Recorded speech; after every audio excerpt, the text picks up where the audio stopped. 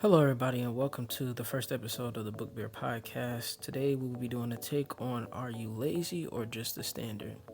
The meaning behind that is about imagining working to a point of exhaustion and freeing yourself from the brutal labor to getting back to, everyday society, and rediscovering your privilege and self-worth in the world. So, diving into it, um, there's a lot of things that I've noticed, right? I can tell there's things about a person most of the time that you can learn just by being around them. And more than anything, I've been around myself the longest. And I can tell I'm me, but I'm not at my fullest potential mentally. What I mean is that I'm able to move and function without a question, but I've been feeling mindless in my goals. Yes, it's a task, and yes, I take pride in my work, but my passion won't seem to let me finalize my work within the mindset I find myself in. So the work just then seems meaningless. No spark, just blank. Now, it doesn't mean I've lost my spark. It just means I've been away from my conscious for a while, that I'm starting to come back into contact with my own senses, and my body is not comfortable with that. Psychology explains this feeling as cognitive disengagement or automaticity.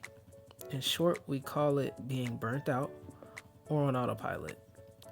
In my short story, Isn't It Obvious?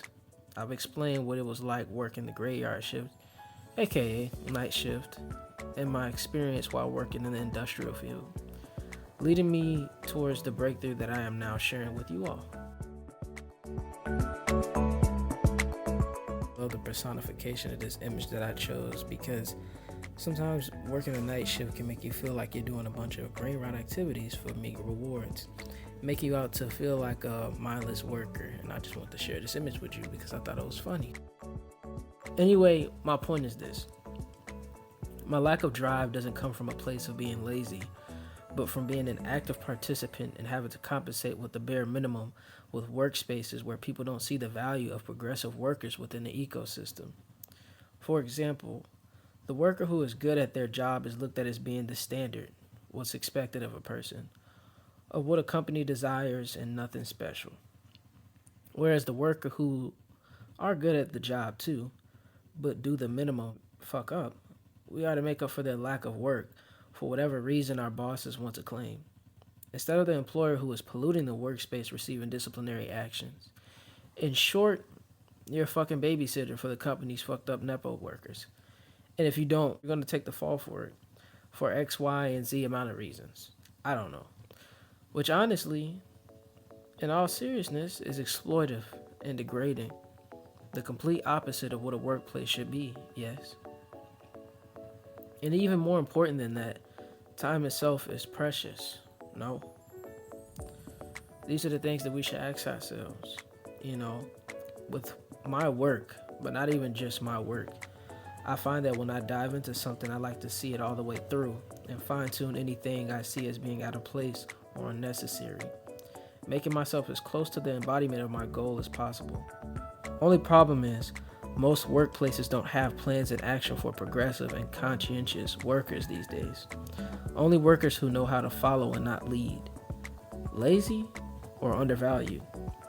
I would like to argue the second more than the other, as our leaders often find themselves in the most vulnerable of places and having to fight from second to almost nothing.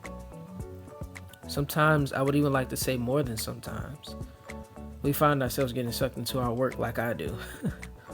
And there's a trick to this. It's called reminding yourself that it's 90% BS. It doesn't mean that it doesn't matter, just not to the point of where you find yourself up late at night questioning your life, your decisions, your morale, etc., etc. It means really sit down and ask yourself, who are you when you're not performing? Because a performance is exactly what it is when we leave our shells at home. It's what's expected of us, like I talked about. Whether that be work, a grocery store, or school, you could show up giving your best. Some days you're 50-50, and some days you're nothing at all. Unfortunately, putting on a fake smile and performing is not enough because it doesn't allow you to be creative. It's not productive of opening your mind to consciousness and keeping your hopes and dreams alive. It's just a mask. And everybody remember this. Keeping your dreams alive is being alive. And that's what's most important. So you got to decide who you want to be when you experience something or are of the experience to the people and things around you. So, remembering that, I'm not sure who told me, but I remember someone telling me things always show up in threes. Now, whether you believe it or not is up to you, but always remember there's an exit. Life is not meant to be lived only for the success of our employers and what it is they offer us. Part of living is knowing your worth and what it is you offer too. Today is not the day to decide. You might. Why, you ask? Because it's 90% bullshit. Get up, make plans, try a new hobby, go on that date, travel, or simply be with friends or family. Inspire yourself is sometimes being an inspiration to the cause, which will in turn inspire others. Because in a dream, you saw a way to survive, and you were full of joy. One of my college professors taught me that the highest form of resistance is the power of joy, even in the most troublesome moments in life. Even when things are tough, always remember there's a light on for you at the other side of things. You just have to see it. Reclaim your identity as an individual. You're not just someone's employee or punching bag. You're a person of culture, and to many that means something. If this is all you're around all day, then of course this is all you will see. You have to learn how to leave work at work and learn to experience more outside of that. And if you ever felt unfortunate at times, remember that too much of something is never good, and that those who abuse the opportunity of having much and don't share it with others are miserable people. Not because they're established, but because of the weight and pressure of their responsibility and not knowing what to do with all of it. And that speaks for a plethora of things. Also remember, anything that doesn't work for you doesn't make you a bad person or mean that it's a bad thing. It's simply just redirection.